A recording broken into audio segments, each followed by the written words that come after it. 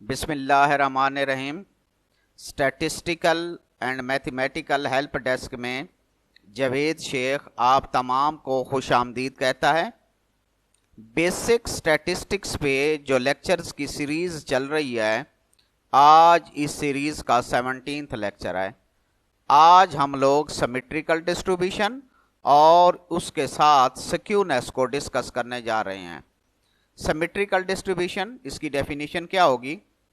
A distribution in which the values equidistant from the mean have equal frequencies is defined to be symmetrical distribution. Here, the mean, median and mode are always coincide. The scores on a normal difficulty exam is the best example of symmetrical distribution. The shape of this distribution resembles with bell. ये एक example से मैं आपको elaborate करता हूं। अगर आप लोगों से एक नॉर्मल डिफ़िकल्टी का टेस्ट लिया जाता है जो ना बहुत ज़्यादा आसान है ना बहुत ज़्यादा मुश्किल है, तो ऐसे टेस्ट में क्या होगा कि ज़्यादा से ज़्यादा जो बच्चे होंगे वो नॉर्मल नंबर हासिल करेंगे। तो वो नॉर्मल नंबर कितने बनेंगे? अगर आप लोगों से 70 मार्क्स का टेस्ट लिया गया है तो ज्यादातर बच्चे जो होंगे वो 31 और 40 की रेंज में नंबर हासिल करेंगे। अगर आपके पास आपने नॉर्मल डिफिकल्टी का टेस्ट दिया है जो ना बहुत ज्यादा आसान है ना बहुत ज्यादा मुश्किल है, तो बच्चे ज्यादा से ज्यादा स्टूडेंट्स नॉर्मल नंबर हासिल करेंगे। तो वो नॉर्मल नंबर क्या होंगे? 31 और 40 के दरमियान। तो गोया आपकी जो एवरेज होगी, जिस एवरेज को हम मीन कहते हैं, वो आपकी 31 और 40 के दरमियान होगी और वहां पर जो स्टूडेंट्स की तादाद होगी वो मैक्सिमम होगी। अब अगर आप एवरेज पोजीशन से एक स्टेप आगे जाएंगे या एक स्टेप पीछे जाएंगे, एक स्टेप आगे गए तो क्या बना? 41 to 50 नंबर्स वाले स्टूडेंट्स वो भी 20 होंगे और एक स्टेप पीछे गए 21 to 30 मार्क्स वाले स्टूडेंट्स वो भी 20 होंगे। अब अगर आप एवरेज पोजीशन, ये एवरेज पोजीशन है 31 to 40, आप अगर उससे 2 स्टेप्स आगे चले जाएं तो क्या बनेगा? 51 to 60। और 2 स्टेप्स अगर आप पीछे आ जाएं तो क्या नंबर्स बनेंगे? 11 to 20। तो वहां पर स्टूडेंट्स की तादाद कितनी होगी? तकरीबन 10 के करीब। और अगर आप मीन पोजीशन से, एवरेज पोजीशन से 3 स्टेप्स आगे आ जाएं, 61 to 70 में आ जाएं या 3 स्टेप्स पीछे चले जाएं, तो नंबर ऑफ स्टूडेंट्स कितने हैं? 5। देखें सिमेट्रिकल कैसे है? 30 जो आपकी मीन पोजीशन है वहां पर जो तादाद है वो ज्यादा से ज्यादा है। उसके बाद क्या है? आप एक स्टेप आगे गए तो जितनी फ्रीक्वेंसी है, एक स्टेप पीछे पे भी वही फ्रीक्वेंसी है। 2 स्टेप आगे पे जितनी फ्रीक्वेंसी है, 2 स्टेप पीछे पे भी वही फ्रीक्वेंसी है। 3 स्टेप आगे पे जो फ्रीक्वेंसी है, 3 स्टेप पीछे भी वही फ्रीक्वेंसी है। अब जो सिमेट्रिकल डिस्ट्रीब्यूशन होता है उसमें आपके पास अरिथमेटिक मीन, मीडियन और मॉड, ये तीनों चीजें जो है ना एक ही पॉइंट पे होती हैं, काइंसाइड होती हैं, इक्वल होते हैं। अब अगर आप ये एग्जांपल देखें, ये जो एग्जांपल मैंने एलेबोरेट की है, अगर आप इस एग्जांपल के अंदर देखें तो जो आपके पास अरिथमेटिक मीन होगा, जो मीडियन होगा, जो मॉड होगा, ये तीनों बराबर होंगे और इनकी जो वैल्यू आएगी वो 35.5 आएगी। अब अगर आप इसका ग्राफ बनाएं, इसकी डायग्राम बनाएं, तो वो जो इसकी डायग्राम बनेगी, जो इसका ग्राफ बनेगा वो बेल शेप होगा, घंटी नुमा होगा। सिमेट्रिकल डिस्ट्रीब्यूशन को एक और एग्जांपल से एलेबोरेट करता हूं। सपोज कोई वेरिएबल है जिसकी वैल्यूज हैं, ये वेरिएबल है, कोई भी वेरिएबल है जिसने वैल्यूज ली हैं 1 2 3 4 5 6 अप टू 21, और उसकी जो फ्रीक्वेंसी है ये देखें, टेल पे 2, इधर भी 2, फिर 3 3 4 4 5 5 8 8 17 17 26 26, 35 35, 43 43, 48 48, 50। अब आप देखें जो आपके पास नॉर्मल पोजीशन है, जो एवरेज पोजीशन है, वो यहां पर 11 में लाई करेगी। ये आपकी क्या होगी? एवरेज पोजीशन होगी। यही एवरेज पोजीशन भी है, मीन पोजीशन भी यही 11 है, यही ये आपका मॉड भी है क्योंकि फ्रीक्वेंसी मैक्सिमम है, और यहीं पर आपका मीडियन भी लाई करेगा। अब आप देखें जब आप मीन पोजीशन से, एवरेज पोजीशन से एक स्टेप पीछे गए तो फ्रीक्वेंसी कितनी है? 48। एक स्टेप आगे गए फिर भी फ्रीक्वेंसी 48। अब अगर आप मीन पोजीशन से दो स्टेप पीछे गए, 43 43, 35 35, 26 26, तो ये एक बेहतरीन एग्जांपल है सिमेट्रिकल डिस्ट्रीब्यूशन की। अगर आप इसका ग्राफ बनाएं, ये देखें variable 1 2 3 up to 21, 1 2 3 4 5 6 7 8 up to 21। हम एक्स एक्सेस पे वेरिएबल की वैल्यूज ले रहे हैं और वाई एक्सेस पे आप फ्रीक्वेंसी ले रहे हैं। तो 1 पे फ्रीक्वेंसी, 2 पे, 3 पे, 4 पे, 5, उसके बाद 5 पे, 8, 6 पे, 17, 8 पे, 35। तो ये आप जब आप इनको ज्वाइन करेंगे तो ये जो आपके पास कर्व बनेगी, पहले आप क्या कर लें, बार ले लें। जब आप इनको ज्वाइन करेंगे तो ये कौन सी, ये बेल शेप बनेगी, ये इस तरह की शेप बनेगी, ये बेल शेप। क्या होगा? 50% वैल्यूज डाटा एक तरफ होगा, 50% डाटा एक तरफ होगा। तो ये जो पॉइंट है यहां पर आपका मीन भी होगा, अरिथमेटिक मीन भी यहीं पर होगा, मीडियन भी होगा, मॉड भी होगा। तो ये काइंसाइड हैं, एक ही नुक्ते पे हैं, गोया मीन मीडियन मॉड बराबर हैं, और ये आपकी बेल शेप है, घंटी नुमा है। अब आपके पास है skewness. Any departure from symmetry is called skewness. जब आप सिमेट्री से हट जाते हैं तो फिर आप कहां चले जाते हैं? स्क्यूनेस में। अब आप ये देखें, ये जो आपके पास कर्व है ये एक्चुअल कर्व है, ये वाली, ये आपकी एक्चुअल कर्व है, जो आपके पास क्या है? सिमेट्रिकल कर्व है। अगर आप इस कर्व को डिस्टर्ब कर दो तो या तो ये कर्व बनेगी जिसमें टेल क्या है? राइट को निकल गई है।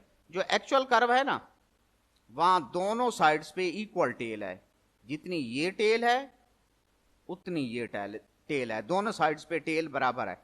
लेकिन अगर आप इसे डिस्टर्ब कर दें तो ये एक तरफ टेल कम हो जाती है, ये देखें ये टेल कम हो गई है और ये टेल बढ़ गई है।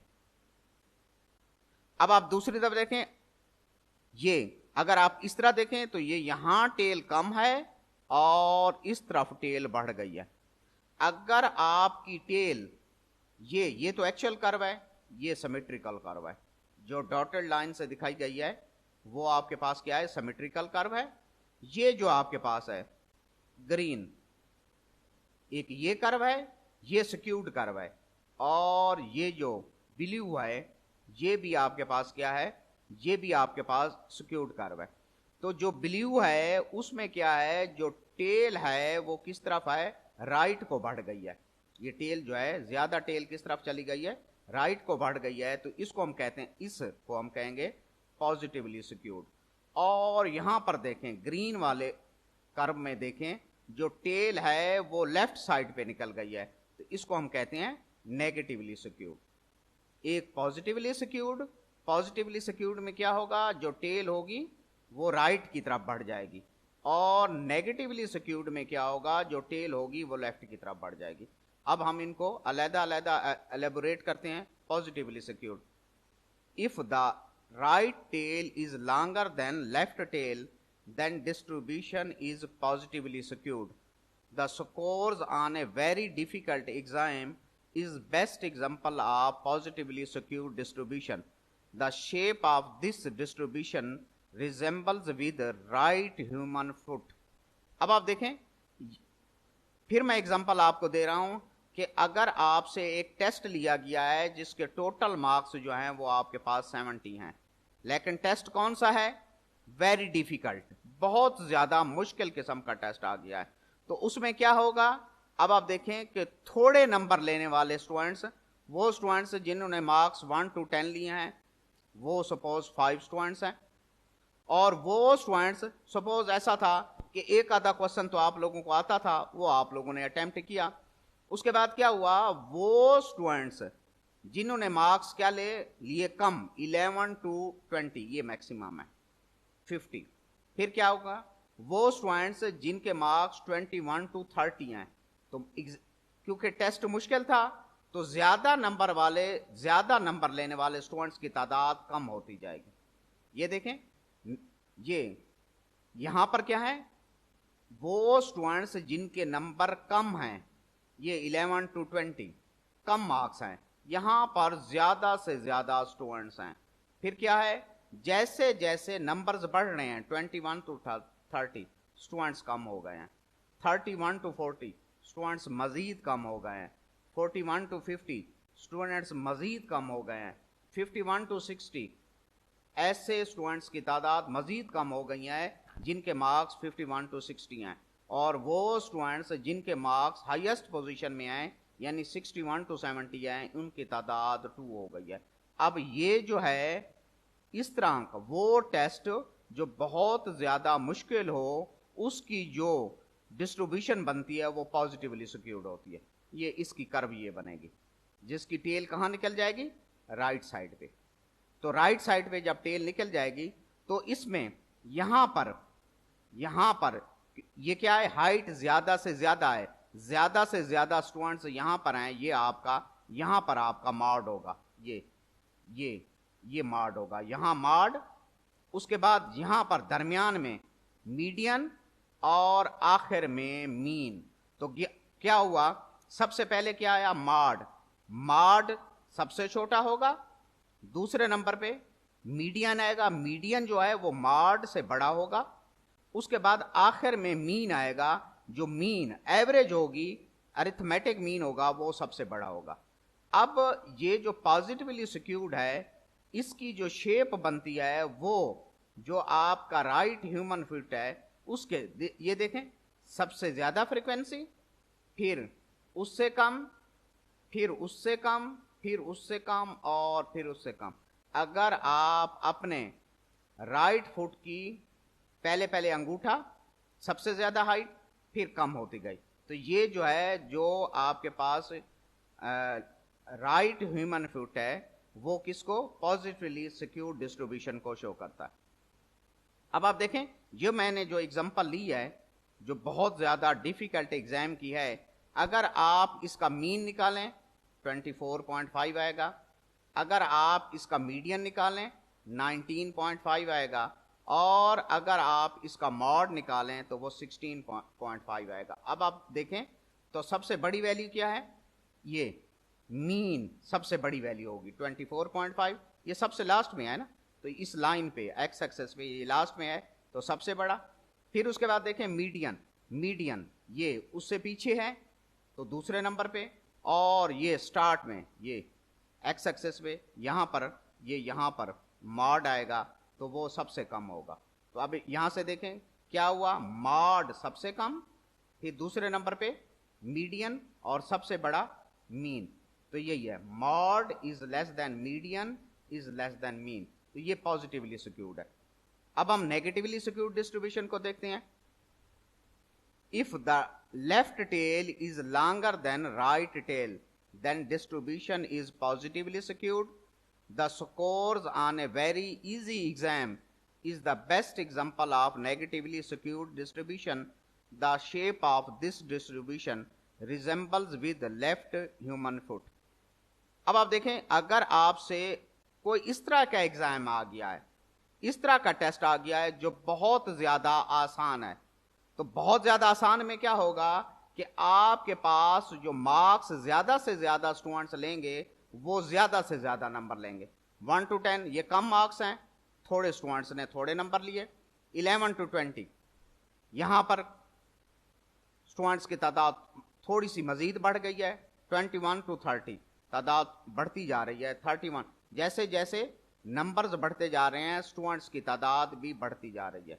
तो जब टेस्ट मुश्किल होता है तो उसमें क्या होता है कि ज्यादा से ज्यादा स्टूडेंट्स वो होते हैं जिनके नंबर कम होते हैं, और जब आपके पास टेस्ट बहुत ज्यादा आसान हो जाता है तो फिर ज्यादा से ज्यादा स्टूडेंट्स वो होते हैं जिनके नंबर ज्यादा होते हैं।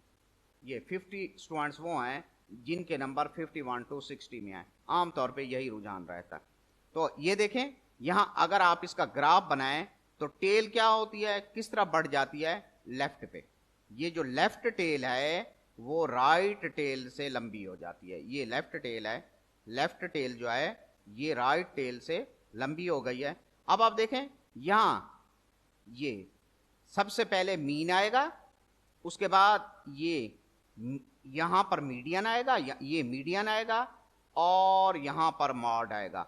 तो आप खुद देखें सबसे ये मीन आया तो ये एक्स एक्सेस पे मीन सबसे पहले आ गया, सबसे छोटा होगा, दूसरे नंबर पे मीडियन, तीसरे नंबर पे मॉड। तो इसकी शेप क्या है, वो किससे मिलती है, जो आपका लेफ्ट ह्यूमन फुट है उससे मिलती जुलती है। ये देखें सबसे छोटी वैल्यू, सबसे छोटी उंगली, फिर उससे बड़ी, फिर उससे बड़ी, फिर उससे बड़ी, लास्ट में अंगूठा। तो ये जो है ये नेगेटिवली सिक्योर्ड डिस्ट्रीब्यूशन जो है इस तरह उसकी कर्व बनती है। अब आप देखें अगर आप इस डाटा के अंदर, ये जो डाटा मैंने आपको दिया है जो बहुत ज्यादा आसान टेस्ट का है, इसका मीन कितना होगा 46.5, उसके बाद इसके पास मीडियन क्या होगा 51.5, और उसके बाद मॉड क्या होगा 54.5। तो अब आप देखें मीन सबसे छोटा है, अरिथमेटिक मीन, मीडियन उससे बड़ा है, और मॉड सबसे बड़ा है। यही है ना, मीन सबसे छोटा, फिर मीडियन और फिर मॉड। अगर नेगेटिवली सिक्योर्ड डिस्ट्रीब्यूशन है या पॉजिटिवली सिक्योर्ड डिस्ट्रीब्यूशन है, मीडियन हमेशा मीन और मॉड के दरमियान होता है। ये मीडियन हमेशा कहां होता है, मीन और मॉड के दरमियान होता है। नेगेटिवली सिक्योर्ड डिस्ट्रीब्यूशन है फिर भी मीडियन मीन और मॉड के दरमियान होता है। तो ये अब आप देखें तो सबसे स्मॉलेस्ट वैल्यू मीन, फिर मीडियन, मीन सबसे छोटा है, mean is less than mean 46.5 is less than median 51.5 is less than mod 54.5। ये आपके पास नेगेटिवली सिक्योर्ड डिस्ट्रीब्यूशन। अब इनके फार्मूलाज हैं, तो आप सिक्योरनेस कैलकुलेट करने के लिए 4 फार्मूलाज इस्तेमाल करेंगे। Pearson's first coefficient of skewness, Pearson ने जो अपना पहला फार्मूला दिया था वो है mean minus mode divided by standard deviation. Pearson's second coefficient of skewness, तो वो क्या है, skewness is equal to 3 mean minus median divided by standard deviation. उसके बाद क्या है, Bowley's coefficient of skewness Q3 plus Q1 minus 2 median divided by Q3 minus Q1। Q3 और Q1, Q3 जो अपर क्वार्टाइल, Q1 लोअर क्वार्टाइल।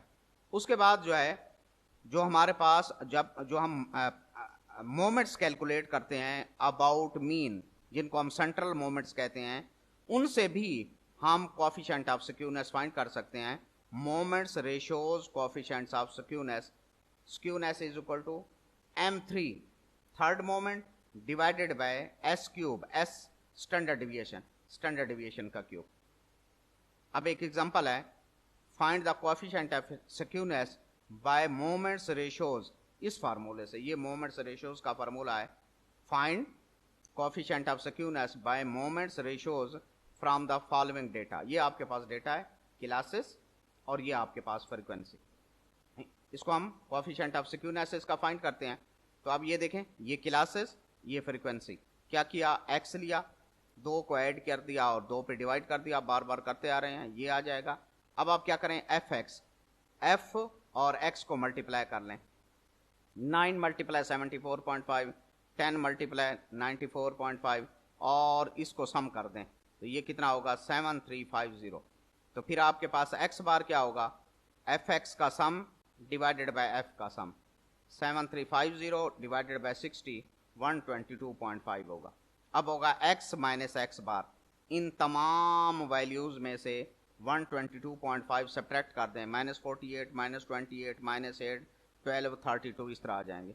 फिर आप क्या करें, एफ एक्स माइनस एक्स बार, ये एफ वाला कॉलम और एक्स माइनस एक्स बार इनको मल्टीप्लाई कर दें, यानी 9 मल्टीप्लाई -48, 10 मल्टीप्लाई -28। उसके बाद क्या करें, F X minus X bar का स्क्वायर, आप इस कॉलम को किससे मल्टीप्लाई करेंगे, एक्स माइनस एक्स बार से, यानी एक ये कॉलम और एक ये कॉलम आप मल्टीप्लाई करेंगे तो फिर आपके पास क्या होगा, F X minus X bar का स्क्वायर आ जाएगा। और फिर क्या करेंगे, F X minus X bar का क्यूब, क्यूब कैसे आएगा, आप इस कॉलम को एफ एक्स माइनस एक्स बार के स्क्वायर को एक्स माइनस एक्स बार से मल्टीप्लाई करेंगे तो ये आपके पास ये कॉलम आ जाएगा। आप इनको सम कर लें, इस कॉलम का सम 0 हो जाएगा, इस कॉलम का सम ये आ जाएगा 72960 आ जाएगा, और इस कॉलम का सम ये आ जाएगा। अब आप क्या करें, आप मोमेंट्स लें, जो आपके पास फर्स्ट मोमेंट अबाउट मीन होगी summation x minus X bar divided by summation F, ये सम 0 डिवाइडेड बाय 60 0 आ जाएगा, ये 0। अब आप इसको m2 समेशन f, ये इसका सम F X minus X bar का स्क्वायर डिवाइडेड बाय एफ का सम, तो इसको 72960 को 60 पे डिवाइड करें 1216 आ जाएगा। और फिर आप क्या करें, m3 summation F X minus X bar का cube divided by summation F, ये वैल्यू जो आई है इसको 60 पे डिवाइड करें तो 23104, ये आपके पास फर्स्ट 3 मोमेंट्स आ जाएं। फोर्थ मोमेंट की ज़रूरत नहीं है क्योंकि इसके फार्मूले में जो है फर्स्ट 3 मोमेंट्स इस्तेमाल होती हैं। अब आप करें, सबसे पहले तो s ले लें, s क्या होगा, m2 का स्क्वायर रूट, इसका स्क्वायर रूट, ये 1296। स्टैंडर्ड डेविएशन क्या होता है, m2 का स्क्वायर रूट 1296, इसका स्क्वायर रूट 36 होएगा। तो coefficient of skewness m3 divided by s cube, m3 ये m3 है, ये m3 है, 23104 डिवाइडेड बाय x का क्यूब, s का क्यूब 36 का क्यूब, क्यूब लेके डिवाइड करें 0.4952, ये आपके पास कोएफिशिएंट ऑफ स्क्यूनेस आ जाएगा। तो अगर आप लोगों को ये लेक्चर्स की सीरीज़ पसंद आ रही है, बहुत सारे स्टूडेंट्स ने मैसेज भी किए थे, कुछ स्टूडेंट्स के फ़ोन भी आए थे, व्हाट्सएप भी आए थे, क्योंकि मैंने जो है ना एक हफ़्ता लेक्चर नहीं लिया तो वो कह रहे थे कि स्टूडेंट्स कि सर हम आप ही की वजह से पढ़ रहे हैं तो मेहरबानी करके लेक्चर्स लें। तो मैं इंशाल्लाह कोशिश करूँगा कि प्रॉपरली जो है ना वीडियोज़ अपलोड करता रहूँ। आप लोग भी चैनल को सब्सक्राइब करें, लाइक करें, शेयर करें। आप लोगों का बहुत बहुत शुक्रिया, थैंक यू। आप तमाम को अल्लाह ताला अपनी हिफ्ज़ अमान में रखे। अल्लाह हाफिज़। पाकिस्तान जिंदाबाद।